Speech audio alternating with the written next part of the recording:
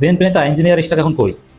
ইশরাকের বিরুদ্ধে চূড়ান্তভাবে ফাইনালি আইনি পদক্ষেপ নিতে যাচ্ছে ইউনূস সরকার। সরাসরি কথা যে ইশরাকের বিরুদ্ধে মামলা করবে, প্রয়োজনে তাকে গ্রেপ্তার করবে।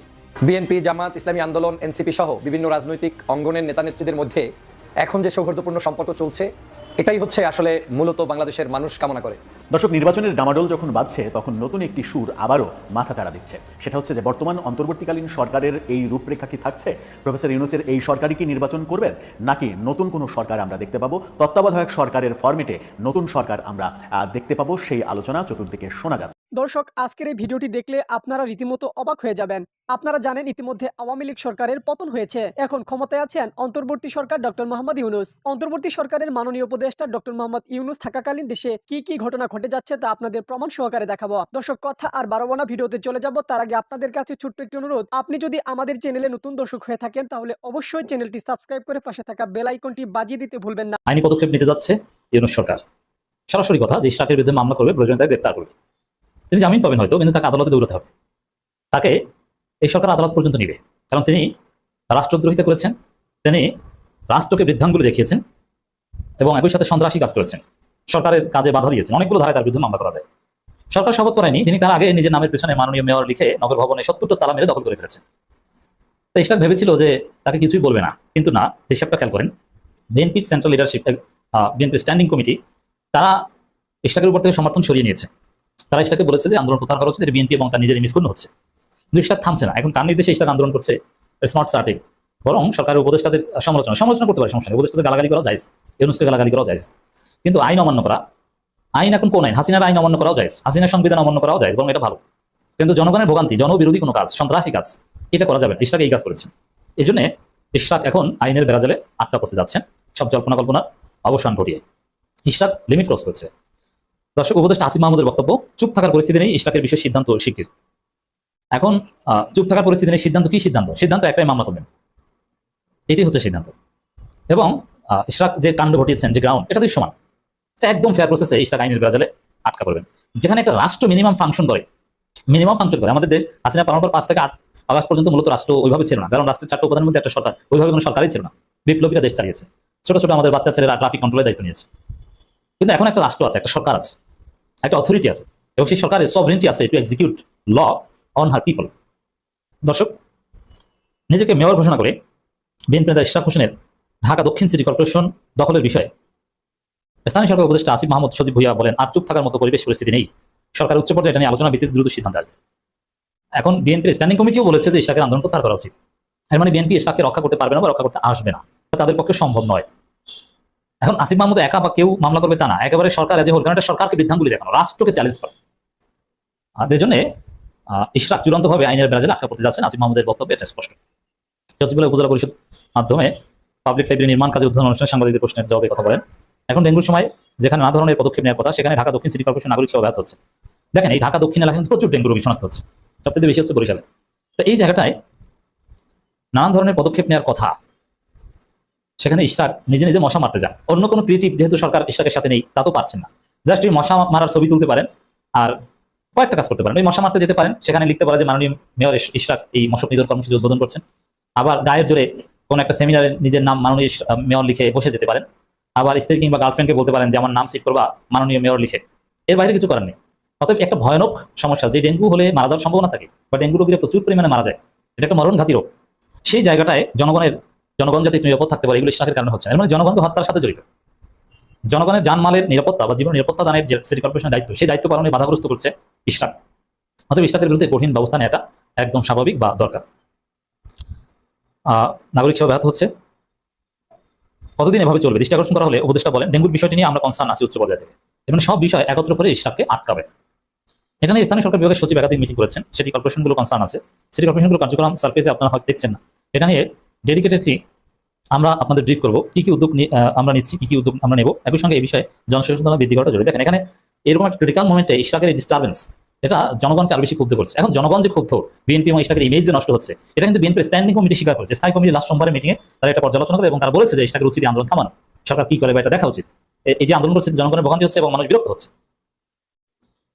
এক্ষেত্রে দক্ষিণ সিটি কর্পোরেশন আমাদের চ্যালেঞ্জ আছে, সেখানে স্বাভাবিক কার্যক্রম সভাপতি ব্যাহত হচ্ছে। আমরা চেষ্টা করছি যতটা সম্ভব বাইরে থেকে নাগরিক সেবা কন্টিনিউ করে রাখা এবং সেটা কাভার করা। কারণ রাষ্ট্রের মিনিমাম এক্সিস্টেন্স থাকতে নগর ভবনে রাষ্ট্রকে ঢুকতে দেবে না, আর গুন্ডা পান্ডারা নগর ভবন দখল করে গাঞ্জা খাবেন ভিতরে বসে। ইশরাকের এই পান্ডারা ওখানে ভিতরে বসে গাঞ্জা খায়, আপনি জানেন, এবং দুই গ্রুপে মারামারি করে গাঞ্জা ভাগাভাগি নিয়ে, এবং এটা পত্রিকাও এসেছে। শ্রমিক লীগের দুই গ্রুপ, শ্রমিক দলের ওই লীগ দল একই কথা, মারামারি করে। তো এই জায়গাটা সরকার বসে থাকতে পারে না, চুপ থাকতে পারে না, ডেফিনেটলি পদক্ষেপ নিতে হবে। আমরা আগেই বলেছি পদক্ষেপ নেওয়ার কথা। আমরা চেষ্টা করছি যত সব বাইরে থেকে নাগরিক সেবা কন্টিনিউ করা, সেটা কভার করা। এই জন্য ওয়াসা ভবন থেকে সেবা দিচ্ছে, কিন্তু ক্রিটিক্যাল মোমেন্টে জনগণ মানবে না। আমরা দেখলাম একজন স্বঘোষিত মেয়র, দেখেন ইশরাককে আসিফ মাহমুদ বলেন স্বঘোষিত মেয়র, আর ইশরাক সাহেব ভব্যতার লিমিট ক্রস করেছেন। তিনি বলছেন অশিক্ষিত মূর্খ, অথচ ইশরাকের চাইতে আসিফ মাহমুদ অনেক বেশি মেধাবী। ইশরাক কি ঢাকা বিশ্ববিদ্যালয়ে চান্স পেয়েছেন?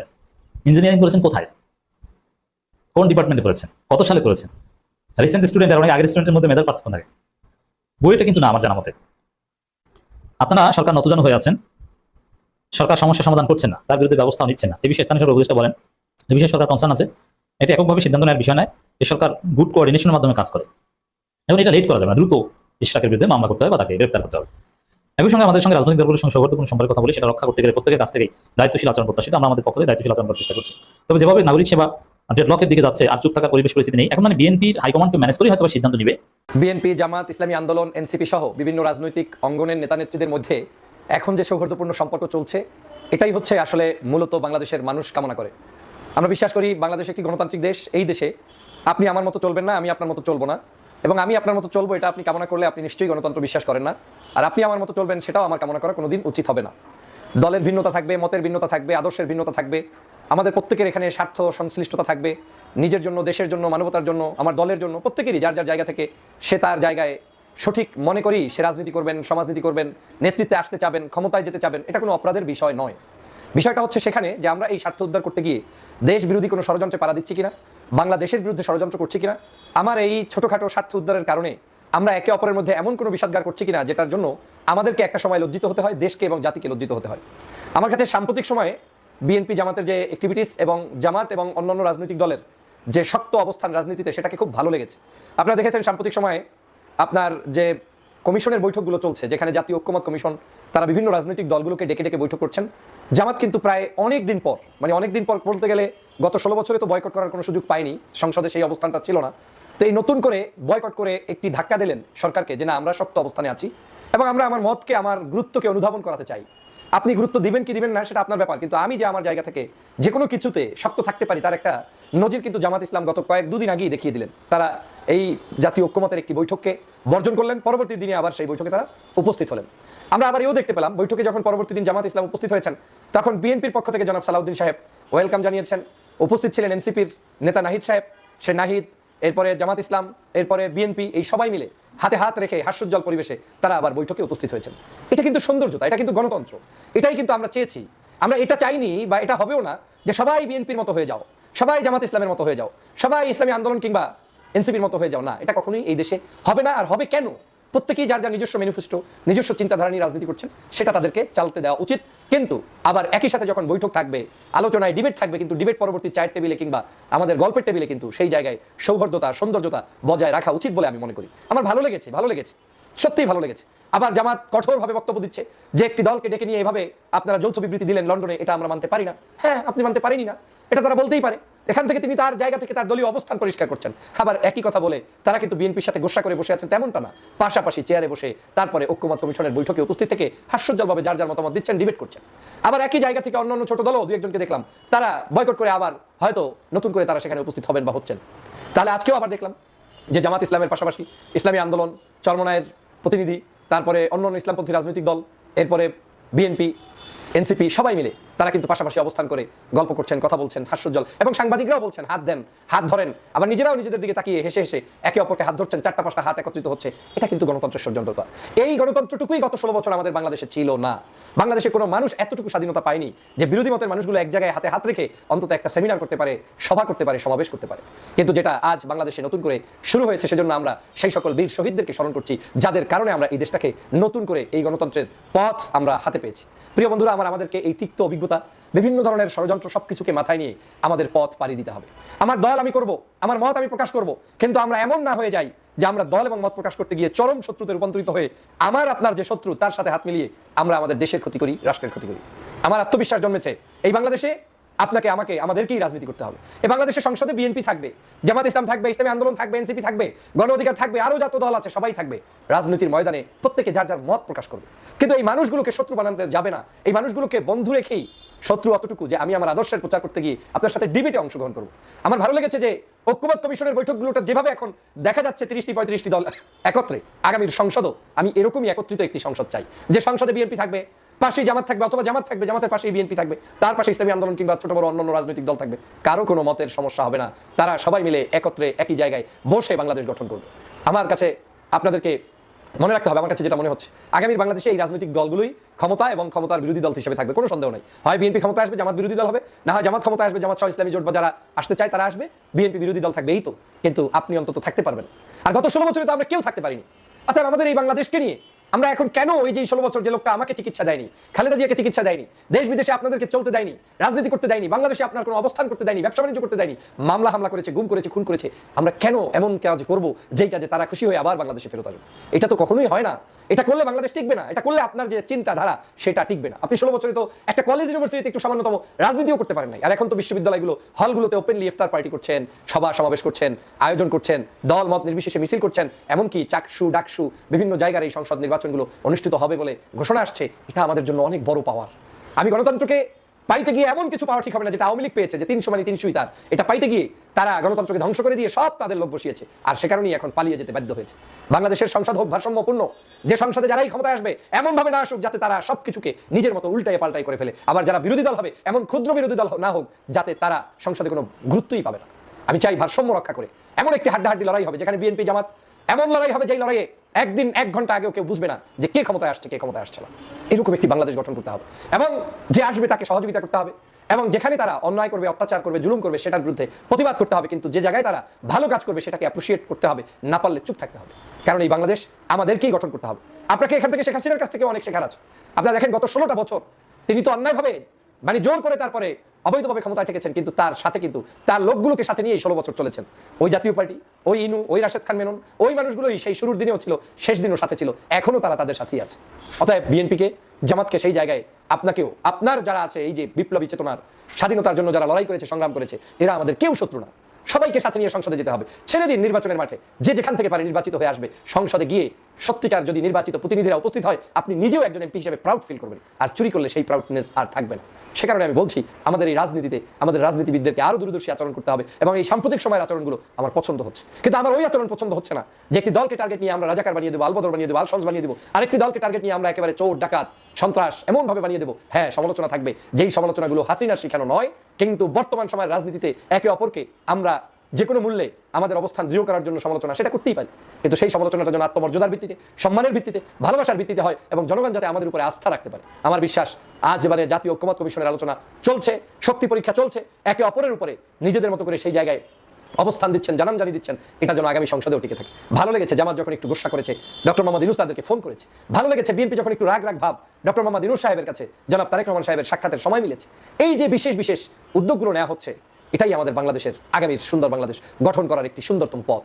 যখন ইউনূস সাহেব পদত্যাগের প্রশ্ন উঠেছে, তখন ষড়যন্ত্র আজ করতে পেরে চরমনায়ের পীর সাহেব সহ বাংলাদেশের সকল রাজনৈতিক দল তার পাশে গিয়ে দাঁড়িয়েছে। জামাত, বিএনপি, হেফাজত, ছোট বড় সবাই গিয়ে দাঁড়িয়েছে। এরকম বাংলাদেশই আমরা চাই। বর্তমানে এই সরকারের রূপরেখাটা কি ঠিক থাকছে প্রফেসর ইউনূসের নেতৃত্বে এই সরকার, নাকি সংবিধানের যে সংশোধন আমরা কিছুদিন আগে দেখেছি, হাইকোর্টের একটা আদেশে তত্ত্বাবধায়ক ব্যবস্থা পুনর্বহালের ব্যাপারটা এসেছে, সেটা অনুযায়ী নতুন করে তত্ত্বাবধায়ক সরকার ব্যবস্থার মধ্য দিয়েই আগামী নির্বাচন অনুষ্ঠিত হবে? এর আগে একটা সময় আমরা অ্যাটর্নি জেনারেলকে এরকম একটা কথা বলতে শুনেছিলাম। তিনি বলেছিলেন যে যেহেতু কোর্টের আদেশে তত্ত্বাবধায়ক ব্যবস্থা আবার পুনর্বহালের ব্যাপারটা এসেছে, সেহেতু বর্তমান সরকারের এই ফরম্যাটটা চেঞ্জ হয়ে তত্ত্বাবধায়ক সরকার ফরম্যাটে চলে যেতে পারে, তার জন্য কোনো সমস্যা হবে না, সাংবিধানিক কোনো জটিলতা হবে না। আবার সামনের যে সংস্কারের আলোচনা চলছে, যে সংস্কারের আলোচনার ইস্যুগুলোর মধ্যে তত্ত্বাবধায়ক সরকার ব্যবস্থা ইস্যুটা অন্যতম, যেখানে সবাই একমত হয়েছে, অর্থাৎ এরপরে তত্ত্বাবধায়ক সরকার ব্যবস্থাতেই নির্বাচন হবে প্রতি 5 বছর পর কিংবা 4 বছর পর। সেই ব্যাপারটা যেহেতু সবাই একমত, সেহেতু এই নির্বাচনটাই তত্ত্বাবধায়ক সরকারের আদলে আর একটা সরকার গঠিত হওয়ার পরে হতে পারে, এরকম আলোচনা তুলেছেন শামীম হায়দার পাটোয়ারি চ্যানেলের তৃতীয় মাত্রার আয়োজনে। সেখানেই তিনি এই ব্যাপারটা বলেছেন। সেখানে আরও অনেক ব্যাপার নিয়ে আলোচনা হয়েছে। বিএনপি যে নির্বাচনের রূপরেখার কথা বলছে, বিএনপি আসলে কোন ধরনের নির্বাচন চায়? বিএনপি কি আওয়ামী লীগকে বাদ দিয়ে নির্বাচন চায়, একপাক্ষিক নির্বাচন চায়, যে একপাক্ষিক নির্বাচন আওয়ামী লীগ তাদের শাসন আমলে করেছে সেরকম নির্বাচনীকে চায়, নাকি বিএনপি ইনক্লুসিভ নির্বাচন চায়, সবার অংশগ্রহণে নির্বাচন চায়? বিএনপির এক নেতা বলেছেন যে বিএনপি সবার অংশগ্রহণে নির্বাচন চায়, কিন্তু কারা নির্বাচন করবে কি করবে না, কারা অংশগ্রহণ করবে কি করবে না, সেটা বিএনপির বিষয় নয়, সেটা সরকারের বিষয়। কিন্তু বিএনপির পক্ষ থেকে কি এরকম একটা স্ট্যান্ড নেওয়া হবে, যেটা আমরা এর আগে একাধিক ভিডিওতে বলেছি যে বিএনপি পরবর্তীতে সরকার পরিচালনা করতে গেলে হোঁচট খাবে যদি একপাক্ষিক নির্বাচন হয়, আন্তর্জাতিক পর্যায়ে প্রশ্ন সাপেক্ষ হবে সেই নির্বাচন, সেখান থেকে সেই সময় যেন প্রশ্ন তৈরি না হয়, সেই কারণে বিএনপি ইনক্লুসিভ নির্বাচনের ফর্মুলাতেই যাবে এবং সেই ফর্মুলা সরকারকে বলবে। বিএনপির সেই নেতা তেমনটাই বলেছেন যে বিএনপি ইনক্লুসিভ নির্বাচনই চাই, যদিও বিএনপির এটা শীর্ষ পর্যায়ের কথা নয়। বিএনপি প্রকাশ্যে এখন পর্যন্ত তাদের স্ট্যান্ড ক্লিয়ার করেনি। বিএনপির স্ট্যান্ডটা কি? বিএনপি কি একপাক্ষিক নির্বাচন করতে চায়, যে 35-40% আওয়ামী লীগের সমর্থক তাদেরকে বাদ দিয়ে 60% জনগোষ্ঠীর মতামতকে নিয়ে কি বিএনপি নির্বাচন করতে চায়, নাকি শতভাগ জনগোষ্ঠীকে নিয়ে বিএনপি নির্বাচন করতে চায়? বিএনপির স্ট্যান্ডটা এখনো পরিষ্কার হয়নি। বিএনপির স্ট্যান্ডটা এখনো পরিষ্কার হয়নি বলে আগামীতে এই সরকারের ফরম্যাট চেঞ্জ হয়ে তত্ত্বাবধায়ক সরকারের ফরম্যাটে নির্বাচন হবে কিনা এরকম অনেক আলোচনার কিন্তু স্কোপ রয়েছে। সেই স্কোপ নিয়ে আসলে ব্যারিস্টার শামীম হায়দার পাটোয়ারি তিনি এই আলোচনাটা করেছেন। এই আলোচনার মধ্যে আরেকটা ব্যাপার রয়েছে, সেটা হচ্ছে যে এই সরকারের মধ্যে অনেকেই বিতর্কের জন্ম দিয়েছেন। উপদেষ্টাদের মধ্যে, উপদেষ্টা পরিষদের বাইরেও অনেকে বিতর্কের জন্ম দিয়েছেন। সেই বিতর্কের জন্ম দেয়া ব্যক্তিদের বাদ দিয়ে সরকারের যে কাঠামো, সেই কাঠামো ছোট করে তত্ত্বাবধায়ক সরকারের দিকে যাওয়ার একটা প্রবাবিলিটি রয়েছে, সেই ব্যাপারটাও উঠে এসেছে।